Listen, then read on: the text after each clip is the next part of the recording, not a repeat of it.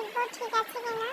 যদি ঠিক না থাকে তো আপনারা একটু জাল করে নেবেন, তারপরে পাটাই বা ব্লেন্ডারে ব্লেন্ড করে নেবেন। আমি পাটাই বেটে নিয়েছি।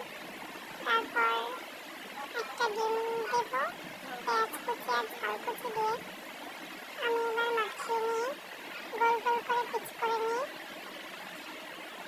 তেলে ভাজা শুরু করবো।